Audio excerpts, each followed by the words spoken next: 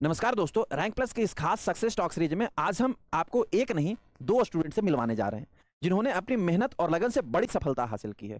हमारे साथ हैं हिना सैफी और दिव्या, जिन्होंने एम्स सीआरई एग्जामिनेशन में सफलता हासिल करते हुए ऑल इंडिया रैंक 328 और 438 प्राप्त की और देश के सबसे प्रतिष्ठित इंस्टीट्यूट ईएसआईसी नोएडा में पोस्टिंग मिली। एम्स सीआरई एग्जाम क्वालिफाई करना सिर्फ नॉलेज का नहीं बल्कि एक्यूरेसी, पेशेंस और प्रेशर हैंडलिंग का पार्ट होता है।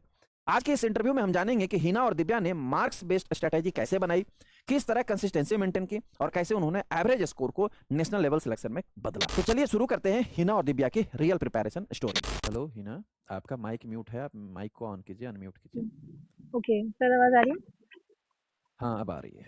ओके, जी सर। Welcome again Hina. अभी थैंक नेटवर्क यू आपका सर। सही हो होप हाँ सो। जी, मैं आप मैं अब हॉस्पिटल के बाहर आ गई हूँ। ओके, अभी आप कहाँ पर हैं? मतलब ईएसआईसी नोएडा। हाँ जी, ये सही सी नोएडा सेक्टर 24 में पोस्टिंग है। ओके, हम लोग इस पर भी बात करेंगे। Welcome again Hina. एक्चुअल में हाँ जी। पिछला इंटरव्यू जो है इंटरप्ट हो गया, तो हम लोग शुरू से शुरू करते हैं। सबसे पहले जी आपको सर। बहुत बधाई कि आपने सिलेक्शन ली। हमें भी बड़ा खुशी हुआ कि हमारी कोई बच्ची जो है सिलेक्ट हुई। और खास जी सर। करके हमारे यहाँ से जब किसी बच्ची का सिलेक्शन होता है तो मुझे स्पेशली बहुत ज़्यादा प्राउड फील होता है, क्योंकि ना बच्चियों को ना बहुत जगह लड़ना होता है सिलेक्शन के लिए। कॉम्पिटिशन में तो लड़ना ही लड़ना है, हमें अपनी सोसाइटी में लड़ना पड़ता है। हाँ जी। तो ये बहुत बड़ा अचीवमेंट होता है हमारे लिए भी, हमारे उस स्टूडेंट के लिए भी जिसने सिलेक्शन लिया।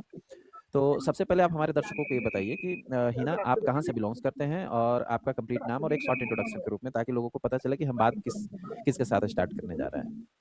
जी सर, मेरा नाम हिना सैफी है और मैं दिल्ली से ही बिलोंग करती हूँ। मैंने अपनी सभी पढ़ाई डिप्लोमा एंड ग्रेजुएशन दिल्ली से ही किया है। ओके, और आपकी पूरी उसके बाद स्कूलिंग जो है वो दिल्ली से ही कंप्लीट हुआ है। हाँ जी, दिल्ली से ही कंप्लीट है। स्कूलिंग में आप सीबीएसई से थे हिना? हाँ जी सर, सीबीएसई से। ओके, तो आपने टेंथ के बाद 10+2 किया या टेंथ के बाद आपने क्या किया? सर 10th के बाद में 10+2 विद पीसीबी। उसके बाद मैंने एक एग्ज़ाम क्वालिफ़ाई किया था जो डीएमएलटी के लिए था। सीधा अच्छा, सेकंड ईयर में एडमिशन हुआ डिप्लोमा या था। बैचलर? सर डिप्लोमा किया था मैंने। ओके, हाँ जी, तो वो 3 आप ईयर कब फुल टाइम एग्जाम दिए डिप्लोमा था। थे? सर इससे पहले मैंने डी ट्रिपल एसबी का ट्राई किया था 2 साल नहीं पहले, बेटा, उसके बाद हिना मैं बात करना चाहता हूँ ये वाला एग्जाम जो आप बोले थे ना कि डीएमएलटी के एग्जाम के लिए, जो तो आपने कब दिया था, किस ईयर में एग्जाम दिया था और किस ईयर में आपका डीएमएलटी कंप्लीट हुआ था? सर 2019 में मेरा एडमिशन हुआ था डीएमएलटी में ओके। सेकंड ईयर में। वो 3 ईयर डिप्लोमा था, फुल टाइम डिप्लोमा जो होता है। दिल्ली में उस हम्म, टाइम पे एग्ज़ाम होता था, हम्म, पॉलिटेक्निक एग्ज़ाम होता था, तो उसमें मेरा एडमिशन हुआ था। सीधा सेकंड ईयर हम्म, में एडमिशन हुआ था क्योंकि मेरी 12th साइंस से थी इसलिए। और वैसे अगर हम्म, 10th बेस पे करते हैं तो वो 3 ईयर का कंप्लीट डिप्लोमा होता है। तो अच्छा। 2019 से 2021 मेरा डिप्लोमा था। उसके हम्म, बाद फिर मैंने दिल्ली में ही एक लैब है, प्राइवेट लैब, वहाँ पे मैंने काम किया था। 1 डेढ़ साल मैंने वहाँ पे काम किया था। उसके बाद फिर मैं टीचिंग लाइन में चली गई थी, लाइक डीएमएलटी के बच्चों को थोड़ा एक इंस्टीट्यूट में जॉइन कर लिया था, उनको पढ़ाना हम्म, शुरू कर दिया था। तो ओके, वहीं पर मैंने फिर अपनी बैचलर्स भी साथ में कंप्लीट की थी। बीएससी अच्छा, एमएलटी भी मैंने अपनी कंटिन्यू करी थी वहीं पर। ओके। तो हुँ, आपने बेसिक जो डिप्लोमा किया, उसके बाद आपने प्राइवेट जॉब करी, फिर आप टीचिंग की लाइन में आप बच्चों को पढ़ाने लगे, वहीं से आपने बैचलर भी कंप्लीट करा। फिर हाँ बैचलर जी। आपका कब कंप्लीट हुआ? सर ये 24 में कंप्लीट हो गया था। 24 में। और हुँ। फिर जो एग्जाम था जिसमें आपका सिलेक्शन हुआ, ये एग्जाम आपने कब फॉर्म फिल किया था इसका? सर ये जनवरी 24 में, जनवरी 25 में, 5 में। हाँ, लास्ट ईयर। हाँ जी। एमसीआरई जो 25 जनवरी में आया था उसको आपने फिल किया था। हाँ जी, फिर मेरा किस पोस्ट के एग्ज़ाम लिए, पर किस पोस्ट के लिए सर आपने फिल किया? सर ये ग्रुप 19 था जिसमें lab technician, lab assistant, lab attendant सभी हम्म, पोस्ट के लिए था। तो 19 ग्रुप। 28 फरवरी को हमारा एग्ज़ाम हुआ था, दिल्ली में ही था सेंटर वगैरह। फिर मार्च ओके। में उसका रिज़ल्ट आया था। मैं आपको हम्म, टाइम टू टाइम मैंने आपको सारी चीज़ें शेयर करी थी अपने रिज़ल्ट के हाँ बारे में, हमने हमें टीम ने अपना बताया स्कोर था। कार्ड वगैरह। हाँ जी, वो मैंने हम्म, सारी शेयर करी थी टाइम टू टाइम। क्योंकि ओके। मेरे लिए एक बहुत खुशी की बात थी और आपसे शेयर करना बहुत ज़रूरी था, क्योंकि जिस टीचर से मैं पढ़ी हूँ उसको धन्यवाद देना बहुत-बहुत ज़रूरी होता है कि जिस गुरु ने आपको पढ़ाया है। और वो जब बच्चा कोई एग्ज़ाम क्लियर कर लेता है तो एक गुरु दक्षिणा के रूप में किसी बच्चे का सिलेक्शन हो जाए, यही एक गुरु के लिए आज के टाइम पे गुरु दक्षिणा है। मैं ये मानती हूँ। बिल्कुल। हमारे लिए सबसे बड़ी प्राउड मोमेंट, हमारी जो अर्निंग होती है बेटा वही होती है। कोई स्टूडेंट अगर अपने हाँ आप से जी। उधर से अपने एंड से आकर बोलता है कि सर मैं सिलेक्ट हो गई हूँ या हाँ जी। सिलेक्ट हो गया हूँ और हाँ आपके जी। रीजन से हो गया हूँ, आपके कारण से हुआ हूँ सर, तो वाकई में हाँ इससे जी। बड़ा हमारे लिए ना कोई अर्निंग नहीं है। इससे बड़ा जी। ना हमारे लिए उस दिन हमारे पूरी ऑफिस में ना सेलिब्रेशन सा होता है। मतलब एक जी। अजीब से सबके चेहरे पे मुस्कान होता है कि हमारा कोई एक जी। स्टूडेंट, हमने जो इतना बिहाइंड ऑफ कैमरा, कैमरे पे मैं भले पढ़ा रहा होता हूँ लेकिन बिहाइंड ऑफ कैमरे बहुत सारी टीम मेहनत कर रहा होता है। तो उन सबका ना जी। सबको लगता है कि हम सब सिलेक्ट हुए हैं उसके साथ। तो जी। वाक़ई जी। में बहुत अच्छी अच्छी बात होती है हमारे लिए, बहुत प्लीज़ेंट मोमेंट होता है एट दैट टाइम। जी। पहली हिना, पहली बार मुझे, हाँ, हाँ जी, पहली बार बताओ। मुझे आपके बारे में मेरे एक साथ में कलीग थे जो डीएमएलटी के बच्चों को ही पढ़ाते थे मुझसे पहले, तो उन्होंने ही मुझे आपके बारे में बताया था, क्योंकि उनका भी एक एग्ज़ाम क्लियर होता है, यूपी एनएचएम उनका क्वालीफाई हुआ था। तो उन्होंने मुझे अच्छा, बताया कि यूट्यूब पे सर्च करना, चंदन एमएलटी के नाम से एक सर हैं, वो पढ़ाते हैं। तो अच्छा। मैंने कहा चलो मैं ट्राई करती हूँ।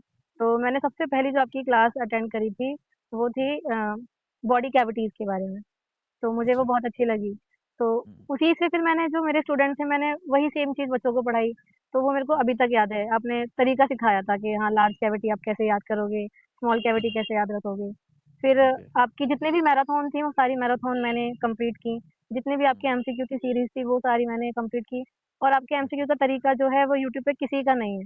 मैं सबसे हुँ, कहती हूँ कि जैसे हुँ, चंदन सर पढ़ाते हैं, एमसीक्यू ऐसे कोई नहीं पढ़ाता। क्योंकि आप एक क्वेश्चन के साथ में ना पूरा रिवाइज़ करा देते हो। जैसे हुँ, क्योंकि एग्ज़ाम के टाइम पे बहुत कम टाइम था कि आप कोर्स के सभी लेक्चर्स को अटेंड नहीं कर पाते हैं। तो अगर आपकी कोई हुँ, सीरीज़ भी देख लें ना, तो उस सीरीज़ में हुँ, सारा सिलेबस कंप्लीट हो जाता है। मैंने आपकी जो 1 से लेके 34 तक सीरीज़ थी उस टाइम पे, वो सभी हुँ, मैंने कंप्लीट की थी। प्रॉपर हुँ, नोट्स बनाए थे, रिवीज़न करी थी और आपके जो एमसीक्यू के सेट थे, वो सारे हुँ, कंप्लीट लगाए थे मैंने। तो मेरे को बहुत हेल्प मिली उससे। ओके। और आपको एक जानकारी और देना चाहूँगी, मेरे साथ हुँ, में हुँ, मेरी एक और कलीग है जो आप ही की स्टूडेंट है और हुँ, उन्होंने भी मेरे साथ में ईएसआईसी नोएडा में जॉइन किया है। वो भी मेरे साथ अरे में वाह! ही है। हाँ, बहुत बढ़िया। तो वो मेरे साथ में ही है अभी। क्या नाम है दिव्या उनका? उनको ज़रा दिव्या नाम है सर, दिव्या नाम है। ओके, दिव्या ये को कनेक्ट कर लो। कैमरे क्लासेस ये तो हमें अभी रॉ में आप बता सकते हैं, रॉ हमें पता चला है, एकदम हेलो सर। इमीडिएटली पता चला कि कांग्रेचुलेशन बेटा, once for for you also कि आपने सिलेक्शन ली और आप दोनों ने सिलेक्शन ली, मुझे बड़ा अच्छा लगा। अभी जस्ट हिना ने बताया कि आपका भी सिलेक्शन हुआ है। यस सर, मैंने सर भेजा था सर, मैंने इन्फॉर्म भी किया था कि मैंने भी क्योंकि आपके ही प्लेटफॉर्म से पढ़ाई की है, तो जब सिलेक्शन के हुँ, बाद हुँ, मैंने इन्फॉर्म भी किया था, अपना स्कोर कार्ड भी और रैंक भी बताया था कि ऑल इंडिया रैंक कितनी है, मैंने सब कुछ शेयर किया ओके। था। शायद सर मैं उनसे मिस झारखंड हो से ही गया हूँ। होगा, आप एक बार फिर से उनको पिन कर देना कमेंट ताकि उनको रिमेमोराइज़ हो जाएगा, तो आपका जो हमारा टेस्टिमोनियल कॉर्नर होता है, वहाँ भी आपको ऐड कर लिया जाएगा। देखो, तो मैं झारखंड से ही हूँ। मैंने एक बार पूछा भी था आपके जो वहाँ पे रहते हैं, जो कॉल अटेंड करते हैं, मैंने पूछा था कि हाँ। सर एक्चुअली में आपकी क्लासेस का मतलब आप पढ़ाते कहाँ? तो मैंने एड्रेस भी लिया था, तब तक सर यहाँ के सारे प्रोसीजर डीबी वगैरह आने लगे, तो फिर उस चक्कर में फिर अच्छा, मैं अच्छा। हाँ, अभी हाँ, नहीं हाँ। पाई। सर ने हमको बताया था, सर ने मुझे बताया था कि आप शायद रांची से ही बिलॉन्ग्स भी करते हैं। हाँ, यस सर।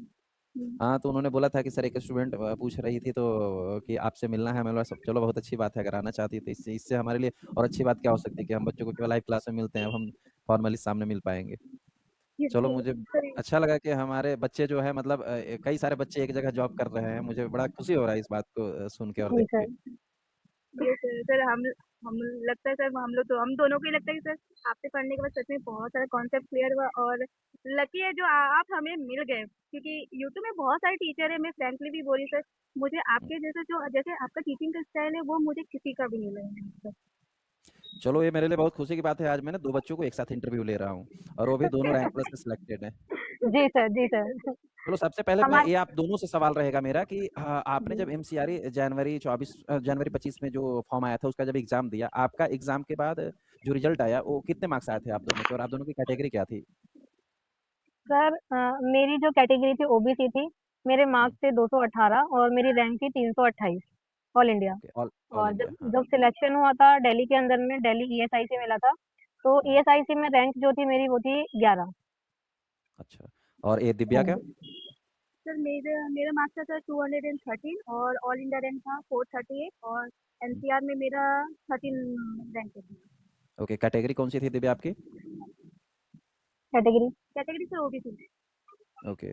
अब पहले मुझे आप लोग ये बताओ भई देखो हम जब लोअर मिडिल क्लास फैमिली से हम सब बिलॉन्ग्स करते हैं। मैं भी आप लोगों जैसा ही स्ट्रगल किया, फिर मेहनत किया, फिर मुझे अचीवमेंट मिली। तो मुझे अपनी एक्सपीरियंस पता है कि जब सिलेक्शन मिलता है ना, अचीवमेंट मिलता है तो क्या हमारे अंदर की खुशी एक्सप्रेस होती है। आप दोनों बताओ कि जब आप दोनों को सबसे पहले रिजल्ट आया सिलेक्शन का, आप दोनों का फर्स्ट एक्सप्रेशन क्या था? हेलो? वॉइस ब्रेक हो गई थी। ओके, अब आवाज़ आ रही है? जी सर। जी सर बताइए। वो बीच में कॉल आ गई थी हाँ, किस मैं वजह से आपकी बात। ओके, मैं एक क्वेश्चन आपसे पूछना चाह रहा हूँ बच्चों कि हम सभी जो हैं लोअर मिडिल क्लास फैमिली से बिलॉन्ग्स करते हैं, एज़ मैं भी बिलॉन्ग्स करता हूँ, सभी लोग हैं। तो जब हम स्ट्रगल कर रहे होते हैं ना, स्ट्रगल करने के बाद मुझे जब अचीवमेंट मिली पहली बार, तो मुझे जो खुशी मिली, वो मुझे खुशी की एहसास अब तक है कि वो फर्स्ट डे मुझे क्या फ़ील हुआ था। आप दोनों से मैं पूछना चाहता हूँ कि जब आपका रिज़ल्ट आया, तो रिज़ल्ट आने के बाद आप दोनों का फर्स्ट एक्सप्रेशन क्या था जब सिलेक्शन आप लोग दोनों का हुआ? क्या वो पहली फीलिंग थी? आप लोगों को कैसा सर महसूस आप हुआ? बता ज़रा हमारे दीजिए। बच्चों को बताइए। सर जब रिजल्ट आने के बाद तो सर मुझे खुद से बिलीव ही नहीं हो रहा था कि सच में मैं सेलेक्ट हो गई हूँ। वो भी सर जब रिजल्ट आई तो वो एक्चुअली मैंने देखा नहीं था। वो मैंने किसी एक मेरी फ्रेंड ने मुझे कॉल करके बताया कि तुम्हारा देखो सिलेक्शन हो गया अच्छा। है। तो उसके बाद मैंने रिजल्ट में उसने व्हाट्सएप में मुझे पीडीएफ भेजा और मैंने जब खोला तो मुझे देख के हम्म। खुद में ही यकीन नहीं हो रहा था कि सच में मैं सेलेक्ट हो गई हूँ। और लिखा हुआ था वहाँ पे दिल्ली एनसीआर मिला है आपको ये साइंस रीजन में। तो मुझे सच में फर्स्ट टाइम मैं शॉक में थी कि सच में सिलेक्शन हो गया है ना, पक्का ना। बिलीव ही नहीं हो रहा तो अपने आप पे। नहीं बिलीव सर सच में, क्योंकि एक अनएक्सपेक्टेड था और हुआ। उसके बाद फिर मैंने अपना रिजल्ट चेक किया ऑनलाइन खुद भी, तब जाके मुझे सच में यकीन हुआ कि नहीं मैं सेलेक्टेड हूँ अब मैं। चलो बहुत बढ़िया। और ये हीना का क्या एक्सपीरियंस था? ओके मैं बताऊँ। हाँ सर। बताओ। हाँ जी। आपका क्या सर एक्सपीरियंस था जब बेटा? हाँ जी सर जब मेरा रिजल्ट आया था तो सबसे पहले मैंने रैंक चेक करी। तो रैंक मैंने देखा कि हाँ 328 है। मन में थोड़ा सा डर था कि पता नहीं होगा या नहीं होगा। तो सबसे पहले मैंने आपको ही शेयर किया हाँ। था कि सर रैंक कितनी आई है, हो जाएगा ना, हो जाएगा ना। तो अपने काम हो हाँ, जाएगा, आपने बहुत बीच में सारे हमें ये भी इश्यूज है। शेयर किया था, एक एक आपको कुछ शायद डॉक्यूमेंटल इशू था, तो उसके लिए भी शायद शेयर किया था, सर ने मुझे हाँ बताया जी, था, हाँ एक बार जी। दिखाया था एक्सपीरियंस। डॉक्यूमेंट का तो इशू था तो वो भी मैंने। फिर मैंने उनको बोला था कि बच्चों को बोलो कि उसको कोई इशू नहीं होगा, वो सिलेक्शन उससे बाधित नहीं होगा। हाँ जी, हाँ जी। फिर वो सारी चीज़ें क्लियर हो गई थी। तो फिर ये डर था हम्म। कि पता नहीं दिल्ली से बाहर ना मिल जाए, क्योंकि कभी दिल्ली से बाहर गए नहीं हैं। तो थोड़ा हम्म। डर था कि पता नहीं दिल्ली मिलेगा या नहीं मिलेगा। फिर 1 जून को रिज़ल्ट आया और पता चला कि हाँ, दिल्ली मिला है। तो बहुत खुशी हम्म। की बात थी। मैंने घर पे बताया, तो मेरे मम्मी-पापा के लिए एक प्राउड मोमेंट था, क्योंकि मैं घर में अपनी सबसे छोटी हूँ। तो मेरे हम्म। पापा-मम्मी बहुत खुश हुए। मेरे को भी बहुत अच्छा लगा कि कौन मतलब कौन घर में पहली है बार ना कहीं। आपके? हाँ जी, मैं मम्मी-पापा, मेरे बड़े भाई हैं और हम हम्म। 4 सिस्टर हैं। मैं सबसे छोटी हूँ घर में। और अच्छा। मेरे भाई जो हैं वो दिल्ली गवर्नमेंट में ही हैं। उनकी जो पोस्ट है जूनियर असिस्टेंट है वो। 15 सालों हम्म। से वो मतलब गवर्नमेंट जॉब में पोस्टेड हैं।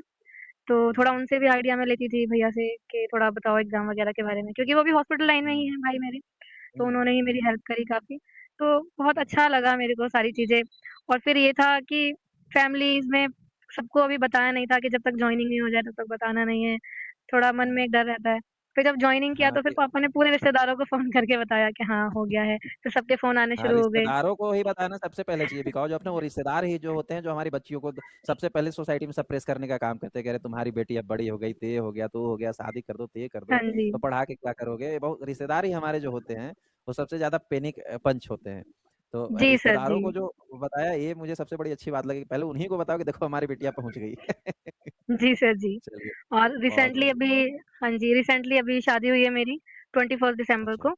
तो चलिए, उसकी कॉन्ग्रेचुलेशन। हाँ जी, तो जब वो ये जॉइनिंग नहीं आ रही थी तो हमें ये डर था कि पता नहीं जॉइनिंग क्यों नहीं दे रहे हैं। फिर बीच में शादी की डेट भी थी। अब शादी जो थी हम्म। मेरी वो यूपी साइड हुई थी, तो पहले यही था कि यूपी में रहना पड़ेगा।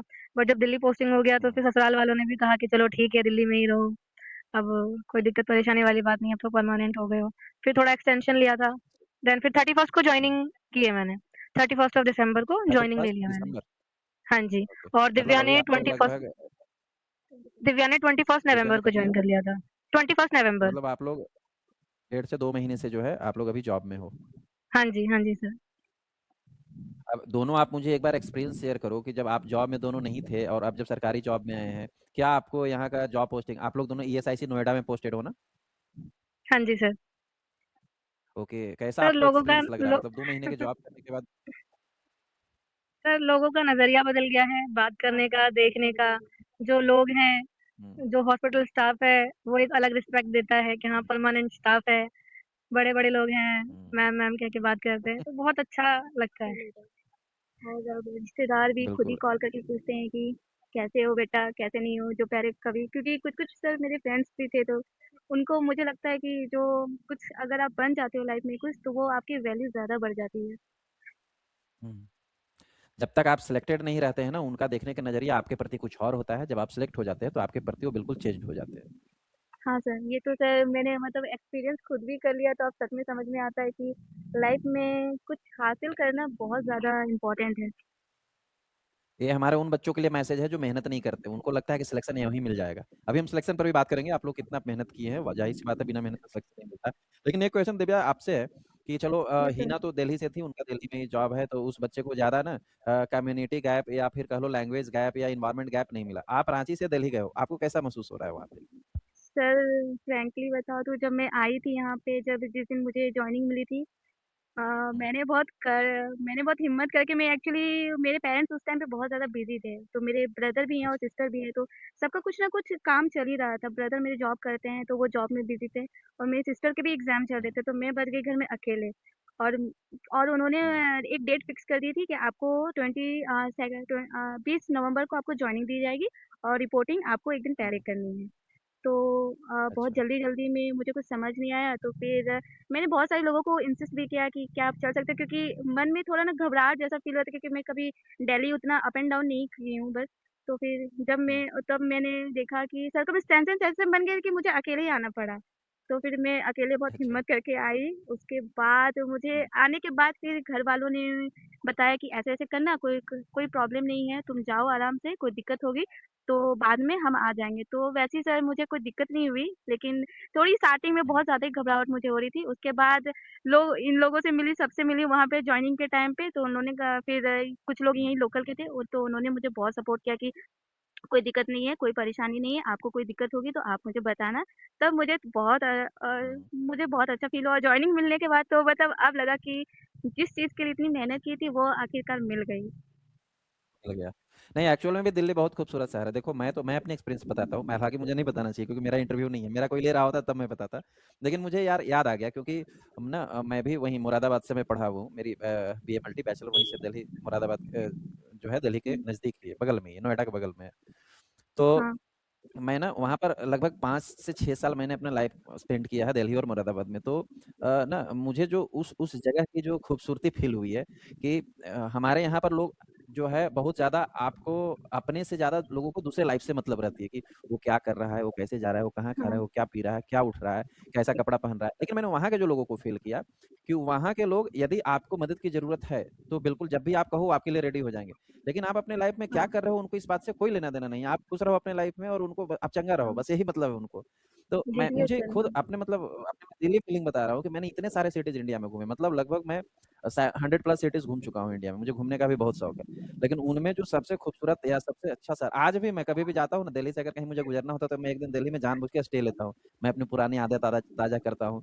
कभी सीपी पे जाकर के बैठता हूँ या कभी हम इंडिया गेट पर जाकर के 2 घंटे टाइम स्पेंड करके फिर कहीं आगे निकलते हैं।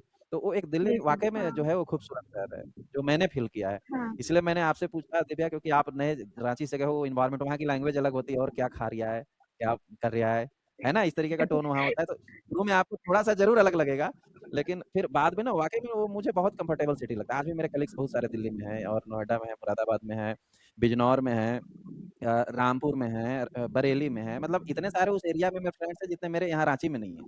तो मैं कभी जाता हूँ तो उनसे मिलता भी हूँ बीच-बीच में हालाँकि। चलो, बहुत अच्छा लगा आप लोग दोनों से बात करके और हम लोग बात को आगे बढ़ाते हैं बेटा।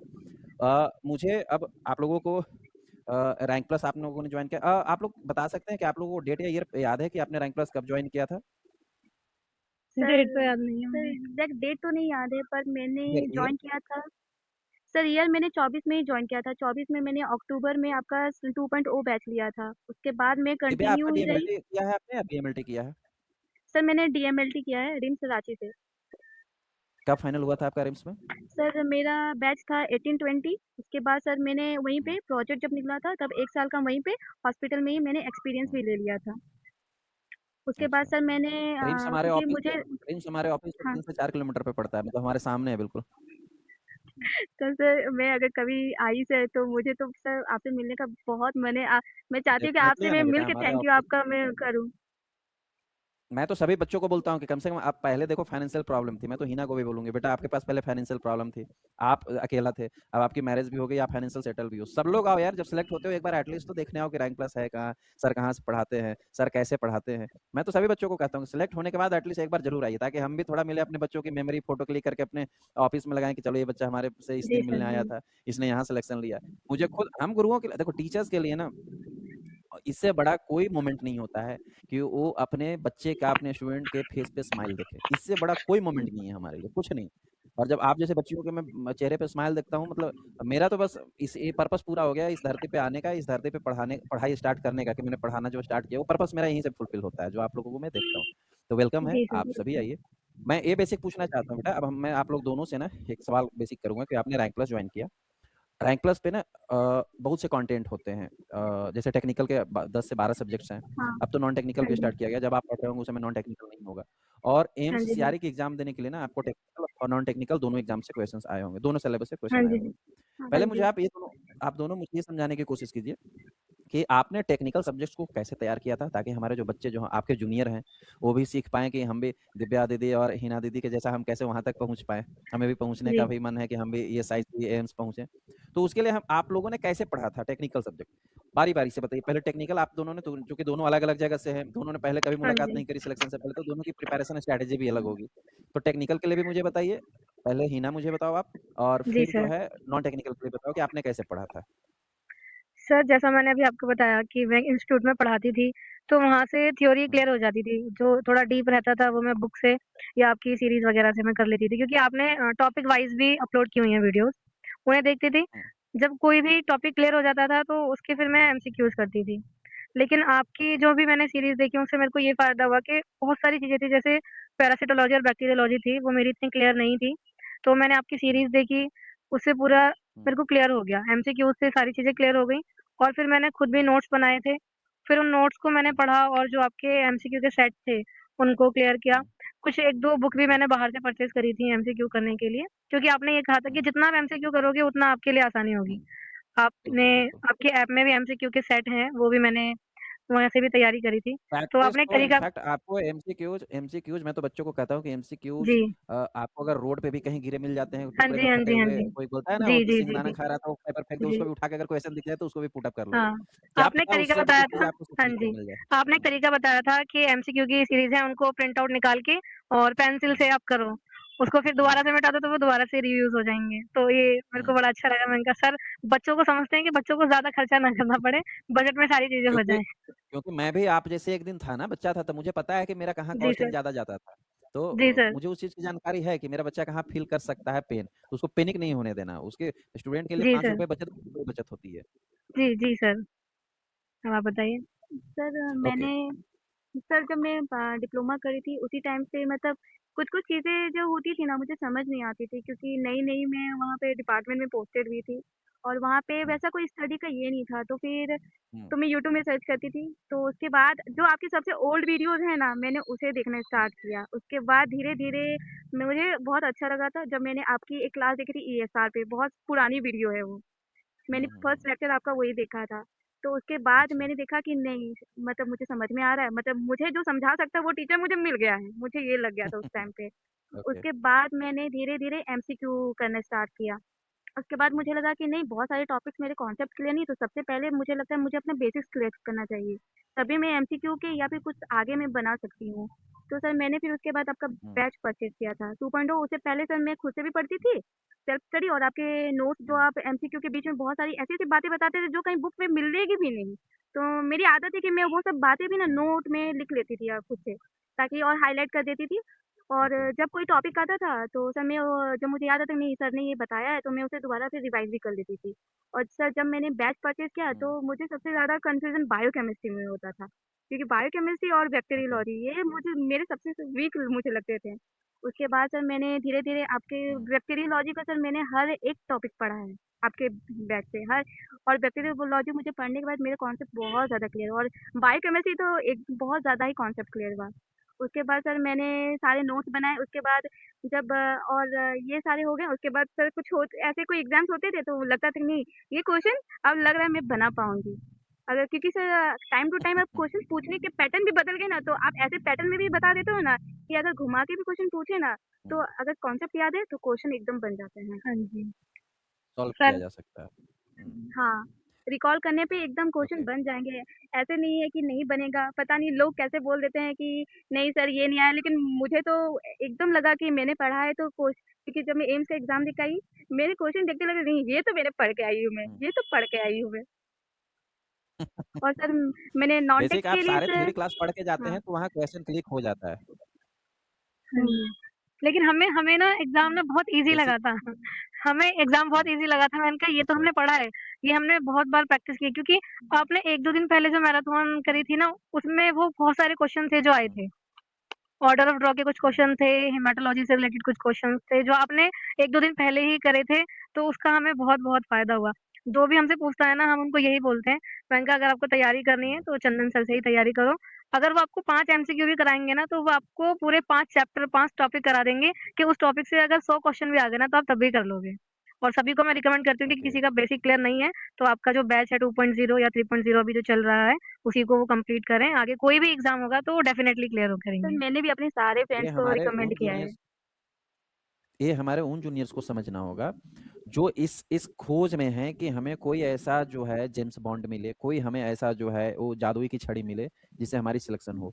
तो उसकी एक ही जादुई की छड़ी है कि आपको पढ़ना होगा और जी पढ़ने के सर, लिए बिल्कुल। बेसिक आप सबसे पहले इस बात को कंफर्म कीजिए कि किस टीचर की बात जो है मेरे दिमाग तक पहुंचती है। वो अगर बोर्ड पर बोल रहा है तो मेरे दिमाग तक पहुंचती हो।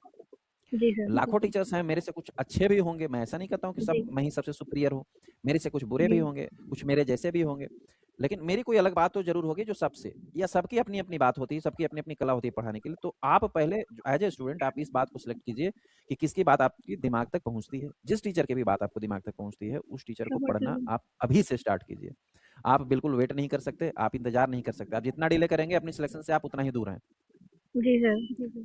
ओके बच्चों, ये बात हुआ टेक्निकल की। अब क्या है एमसीआरए में नॉन टेक्निकल भी पूछता है, तो क्या आप दोनों ने नॉन टेक्निकल पढ़ा था या फिर नैया पार हो गई बिना पढ़े नॉन टेक्निकल?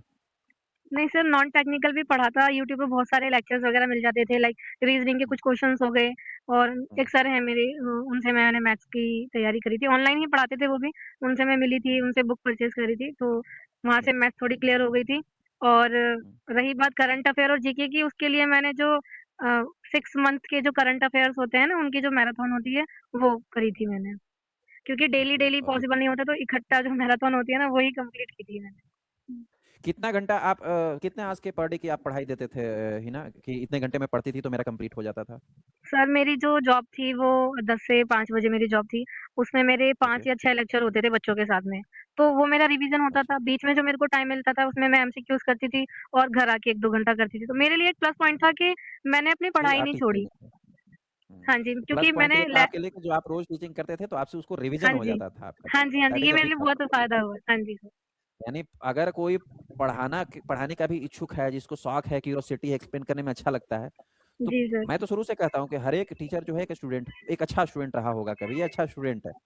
तो यदि आपको अच्छा स्टूडेंट बनना है ना, तो आप टीचर बन जाओ और फिर आप सिलेक्शन बहुत जल्दी ले सकते हो। जी, सर। जो हिना के ऊपर अप्लाई होता है। जी। और दिव्या का क्या जी, जी। स्ट्रैटेजी था नॉन टेक्निकल के लिए? सर मैंने नॉनटेक यूट्यूब में एक सर हैं लैब बाय अमन एंड बरखा। मैंने हुँ, उनसे जीके जीएस पढ़ा था और 6 मंथ्स का करंट अफेयर और रीजनिंग वो मतलब ओवरऑल नॉनटेक का सब कुछ ही पढ़ाते थे। तो मैंने हुँ, उन्हीं से पढ़ा था और उनसे पढ़ने के बाद मतलब मुझे लगा कि नहीं मतलब सेम थियरी की जो जिस टीचर से मुझे समझ में आता है मैं उन्हीं को फॉलो करती हूँ। मैं इधर-उधर और नहीं भागती हूँ कि यहाँ भी चले जाओ, वहाँ भी चले जाओ। मैं ऐसा नहीं मेरा मुझे जो हर समझ एक में आ जाए मैं स्टूडेंट उन्हीं को को ऐसा फॉलो ही करती करना हूँ। चाहिए। हुँ, और सर मैं एक चीज़ और बताना चाहूँगी कि यूट्यूब पे बहुत सारे बताइए। लोग हैं पढ़ाने वाले। आप में और हुँ, उनमें जो डिफ़रेंस है वो डिफ़रेंस ये है कि 2 चीज़ें होती हैं। एक होता है क्वांटिटी और एक होता है क्वालिटी। तो आपके हुँ, पास जो है वो क्वालिटी मिल रही है, आप क्वांटिटी की तरफ नहीं जा रहे। बहुत से लोग हैं वो हुँ, अपनी एक वीडियो में ना वो 10 से 20 बार अपने कोर्स का प्रमोशन कर देते हैं। आपने कभी हुँ, ऐसा नहीं किया। ये चीज़ मुझे बहुत अच्छी लगी कि जो बच्चा पढ़ना हुँ, चाहता है, जो सीरियस है वो खुद आएगा। तो हुँ, वो क्वालिटी मुझे आपसे मिली। अदर्स क्या कहते हैं उनको सिर्फ़ कोर्सेज़ से मतलब होता है, वो इतना पढ़ाई से ज़्यादा अपने कोर्सेज़ का प्रमोशन करेंगे बीच-बीच में। लेकिन आप हुँ, पूरा क्लासेस लोगे, आप बस हाँ, हुँ, बोल देते हो कि अगर आप करना चाहते हो, आप वहाँ से पढ़ सकते हुँ, हो। नहीं कर सकते तो हुँ, आप यूट्यूब से करो, यूट्यूब पे मैंने इतने सारे चीज़ें अपलोड की हुई हैं कि आप वहाँ से भी कवर कर सकते हो। और सर आपके पास ओके। दोनों ऐसे बच्चे बैठे हैं, इन्होंने आपका बैच लिया था, उन्होंने किया और मैंने यूट्यूब पे जो भी आपने लेक्चर डाले मैंने उनको पढ़ के सिलेक्शन लिया है। तो अगर कोई ये कहे ना कि बहुत यूट्यूब पे पढ़ाई नहीं होती या सिलेक्शन हाँ, नहीं होता, तो आपके सामने मैं एग्ज़ाम्पल हूँ। हाँ, मैंने आपके यूट्यूब चैनल से पढ़ा है, यूट्यूब के सारे मैराथन किए हैं, सारी सीरीज़ करी और मैं सिलेक्शन लिया है मैंने। हाँ, ये तो है बहुत सर। खूब। मतलब अगर पढ़ने वाला बच्चा है, कंटेंट अवेलेबल है, आपको बस पढ़ना होगा लेकिन जी कंसंट्रेट होके। सर, हाँ जी सर, सर, नहीं पढ़ोगे, हाँ बिना सर, पढ़े नहीं आपको होनी है। जी सर। हाँ सर, ये चलिए, बहुत कंडीशन अच्छी सर बात। सही है। दिव्या से मैं एक बात पूछना चाहूँगा 2.0 बैच इन्होंने जॉइन किया था। तो 2.0 बैच में बच्चे आपको वीडियो लेक्चर्स भी होंगे, पीडीएफ नोट्स भी होगा, टेस्ट हाँ, सीरीज़ भी होगा। हाँ सर। डीपीपी भी होगा। सबसे ज़्यादा फ़ायदेमंद आपको कौन-सा पार्ट लगा कि इसको किया जाए तो ही आपको सिलेक्शन होना है, नहीं तो आप इधर-उधर स्किप करेंगे तो सर नहीं होगा। सबसे फ़ायदेमंद कौन-सा कंटेंट था? मेरे ख्याल से सर मैंने सबसे ज़्यादा सर आपके लेक्चर्स को ही मैंने देखा है। मैं वीडियो क्वेश्चंस भी लेक्चर। आप जो देते थे मैं वो सॉल्व भी करती थी बट मुझे सबसे ज़्यादा मुझे जो हेल्पफुल लगा वो आपके लेक्चर्स लगे क्योंकि आपके लेक्चर्स सच में इतने डिटेल होते हैं कि अगर छोटी से छोटी अगर किसी क्वेरी है ना तो वो खुद ब खुद आप बातों-बातों में भी बहुत सारी बातें ना ऐसी बता जाते हो क्वेश्चंस बता जाते हो जो आपके नोट्स में नहीं लिखे होते लेकिन आप क्लासेस में बताते हो वो चीज़। तो मैं क्या करती थी कि बिल्कुल। आप जो छोटी-छोटी बातें भी बताते थे ना तो मैं वो लिख लेती थी कहीं पे अलग से कि नहीं सर ने ये बताया है तो बहुत हुँ, इम्पोर्टेंट ये होगा क्योंकि मैं प्रीवियस ईयर्स के आपके भी आपने जो पहले के एम्स के क्वेश्चन भी सॉल्व सॉल्व करवाए हैं, तो मैं उससे हुँ, आइडिया मुझे लग जाता था कि नहीं सर ने ये बातें बताते हैं तो इन्हें लिखना बहुत ज़्यादा ही ज़रूरी है। क्योंकि ये सब बातें कभी-कभी ऐसा होता है कि बुक्स में वो बातें मिलेगी ही नहीं, हुँ। इसलिए मैं लिख लेती थी और आपके लेक्चर्स ने बहुत ज़्यादा हेल्प किया और एमसीक्यू तो सर वो मैं स्टार्टिंग से मैं देखती थी जब मैंने बैच भी परचेज़ नहीं किया था। ये उन बच्चों के लिए भी लर्निंग है। मैं हमेशा कहता हूँ, जो बच्चे बोलते हैं जैसे हमारे यहाँ जो पीडीएफ नोट्स हम प्रोवाइड कराते हैं, वो इंग्लिश लैंग्वेज में होता है। लेकिन लेक्चर जो होता है, वो हिंदी-इंग्लिश मिक्स होता है। तो बच्चे हमारे पास हाँ, सबसे पहले आते हैं ना, जो पहली जो हमारी टीम होती है, उनको जो पूछते हैं लोग कि मैम या सर क्या हमें नोट्स जो है वो हिंदी में मिल जाएगा? हम उन बच्चों को केवल यही इतना समझा सकते हैं, जो दिव्या और हिना जो शेयर कर रहे हैं उस बात के अकॉर्डिंग, कि आप यदि हमारे पास जॉइन करते हो ना बेटा, आपको नोट्स जो इंग्लिश में मिल रहा है ना, उसकी नीड ही नहीं पड़ेगी अगर आप लेक्चर्स देखते हो प्रॉपर्ली। जी लेक्चर्स में सर, जी सर। वो सारी चीज़ें दी गई है, जो आपको कहीं बुक्स, कहीं नोट्स कुछ में नहीं मिलेगा। तो अगर जी लेक्चर्स सर। देख के आप अपने लैंग्वेज में नोट्स बना लेते हो ना, तो आप जो इस नज़रिए में पढ़े हो कि हिंदी का नोट्स हमको मिल जाता तो सिलेक्शन हो जाता, उससे फार बेटर देन आपको वीडियो लेक्चर्स में कंटेंट मिल जाएगा और आपका सिलेक्शन अर्ली हो जाएगा। जी सर। बहुत अच्छा जी लगा सर। इस बात को सुन के कि आप लोगों को रैंक प्लस से कुछ मदद हुई, आपके सिलेक्शन में हमने कुछ योगदान जी दिया। सर। मैं आप दोनों से एक बात पूछना चाहूँगा, क्योंकि आप दोनों सिलेक्टेड स्टूडेंट हैं, आप दोनों के पास अब 2-3 महीने के एटलीस्ट जॉब करने की एक्सपीरियंस हो गई। एक बात जो हमारे जूनियर्स हैं, जो हमारे कलीग्स हैं, उनको आप सजेस्ट करो कि एक गलती जो उन्हें अपने लाइफ में नहीं करना चाहिए, अगर उनको सिलेक्शन लेना है तो। दोनों एक-एक गलती आप बताएँगे कि एक गलती क्या नहीं करना चाहिए बच्चे को? शॉर्टकट के पीछे कभी नहीं भागना, कि ये सोचो कि हम एक रात पढ़ें और अगले दिन सिलेक्शन होगा, तो ऐसा कभी नहीं होता। अगर आपको एक पढ़ना है बच्चा तो मेरे से सबसे ना पहले एक इस हाँ जी। हाँ, आप कंप्लीट करो बेटा, फिर मैं बताऊँगा। जी, बेसिक क्लियर होना ज़रूरी है। अगर बेसिक क्लियर है तो आप सारी चीज़ें कर सकते हो। अगर आप सिर्फ़ एमसीक्यू भी लगाओगे ना तो उससे भी कोई फ़ायदा नहीं होता। आप एमसीक्यू को कहाँ तक याद करोगे? क्योंकि हुँ, बहुत से बच्चे होते हैं एमसीक्यू की सीरीज़ देख लेते हैं और अदर यूट्यूब हुँ, चैनल्स पे क्या होता है कि 100 क्वेश्चन हो गए और उनके आंसर बताते हुए हुँ, चलते हैं। वो याद नहीं होते। बस। लेकिन हुँ, आप जैसे कराते हो आपने मान लो कोई भी टॉपिक है वो क्लियर करा दिया, अब उससे रिलेटेड जितने हुँ, भी क्वेश्चन्स होंगे वो हम कर सकते हैं। तो जो बच्चे सोचते हैं हुँ, ना कि हम एग्ज़ाम से 10 दिन पहले एमसीक्यू लगा लेंगे, हमारा सिलेक्शन हो जाएगा, तो ऐसा नहीं होगा। जब तक क्लियर नहीं थ्योरी क्लियर नहीं है आप एमसीक्यू नहीं लगा सकते क्योंकि एमसीक्यू तो बदल के भी आ सकते हैं, थ्योरी तो नहीं बदलेगी ना। हुँ, जी, बस ज़ाहिर-सी मैं बात है। यही कहना चाहूँगी कि शॉर्टकट के ये पीछे मैं ना अपनी भागें। एक बात शेयर करता हूँ आपको, जो आपने ये बहुत बड़ी बात कही है और ये मैं कई बार बच्चों को बताता हूँ। एक बच्चे ने जी हमसे एक सर। बार पूछा, उसका एग्ज़ाम था लगभग, जैसे देखो लोग बोलते हैं ना कि टीचर आते हैं केवल कोर्स बेचते हैं। हमारा इंटेंशन शुरू से इस बात का नहीं रहा। जी सर। क्योंकि एक बच्चा था, शायद ग्रुप 5 का था या एम्स का ही एग्ज़ाम था। 10 दिन पहले, एग्ज़ाम के 10 दिन पहले, जब एग्ज़ाम का डेट आ गया ना, तो उसके 10 दिन पहले जी। ना हमें मैसेज किया कि सर मैं कोर्स जॉइन करना चाहता हूँ और मुझे जो है कुछ ऐसे इंपॉर्टेंट बता दीजिए जिसको मैं पढ़ लूँ और 10 दिन में आपके कंटेंट से मैं सिलेक्शन हो जाऊँगा। मैं कोर्स आज ही आपका परचेज़ कर लूँगा। हमने उसको सबसे पहला मैसेज यही किया कि बेटा there is no any shortcut to the preparation. Preparation का कोई शॉर्टकट होता ही नहीं है।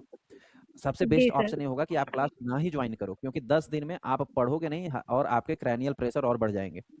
क्योंकि वही 10 दिन में रिवीजन कर सकता है जिसने पिछले 2 साल से पढ़ा हुआ है। 10 दिन जी। में केवल रिवीजन की जा सकती है। कोर्स हमें बेच देना हमारा मकसद नहीं है, हमारा मकसद आप पढ़ लो, हमारा मकसद आपको पढ़ाना है। आप पढ़ोगे, आप समझदार बनोगे, तभी आप एग्ज़ाम में कुछ लिख पाओगे।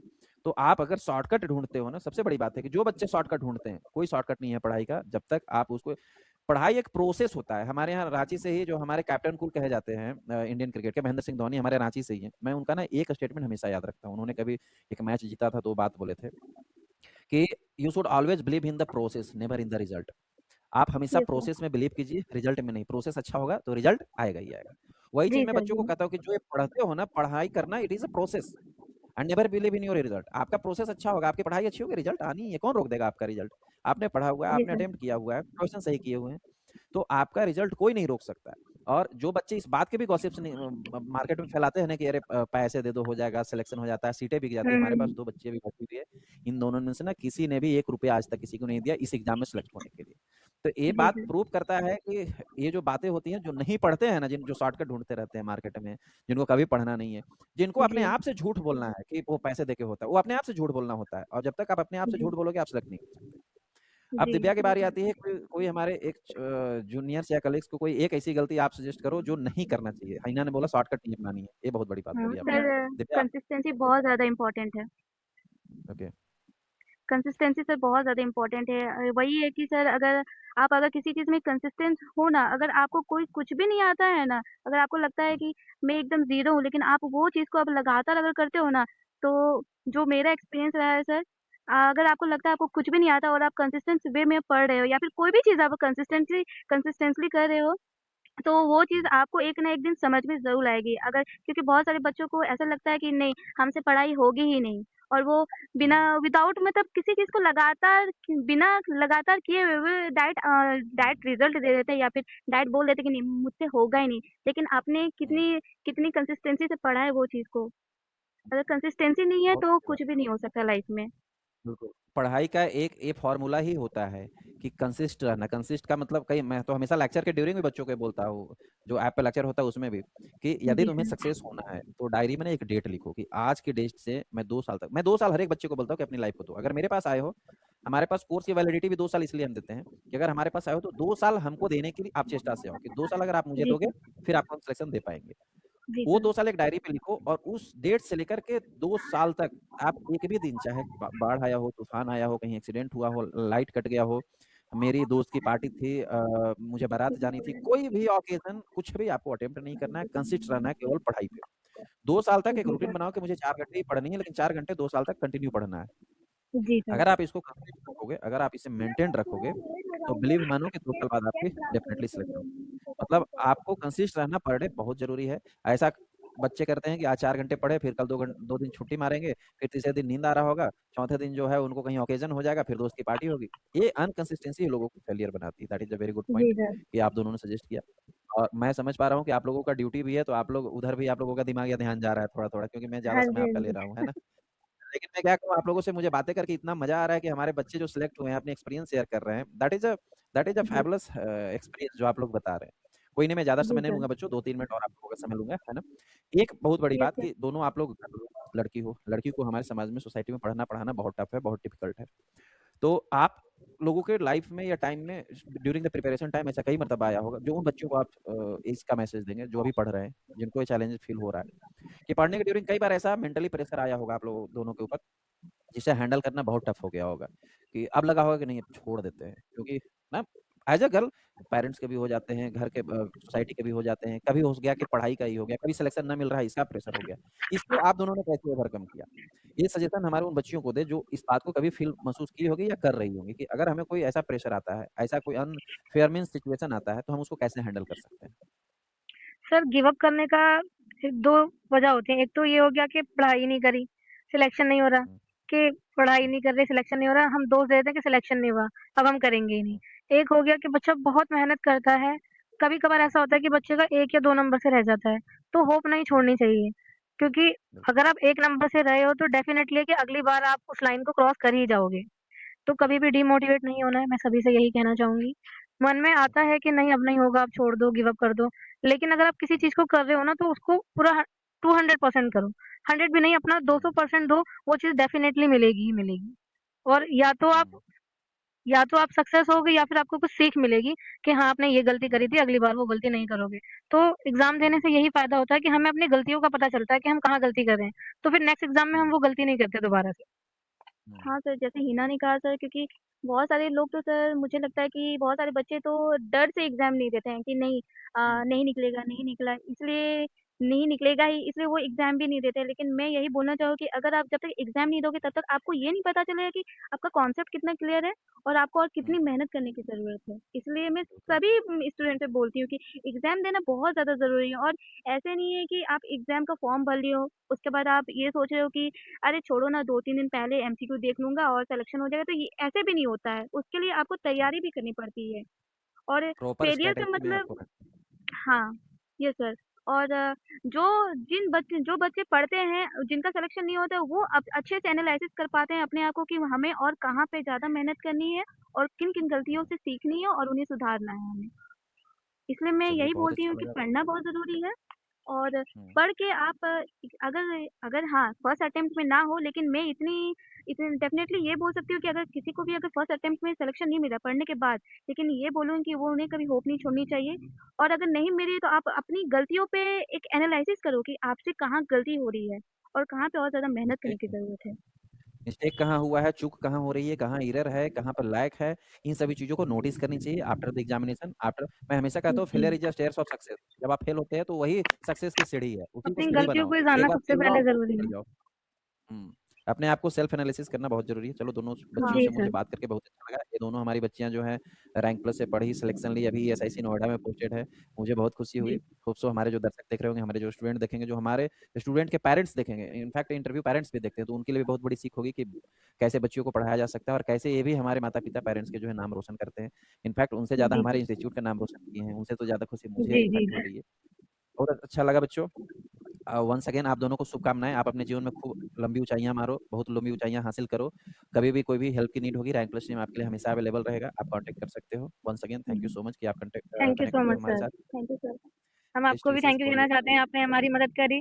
हर एक कदम पे हमारी मदद करी, हम बहुत परेशान थे अपने जॉइनिंग को लेके, तो आपने हर एक कदम पे हमारी सहायता करी, इसके लिए सर बहुत-बहुत आपके धन्यवाद। बिना ये पॉसिबल ही नहीं हो पाता। ओके बेटा चलो थैंक यू सो मच। फिर थैंक यू मिलते सर। हैं। Thank thank you you sir. Sir. जी ओके सर। सर।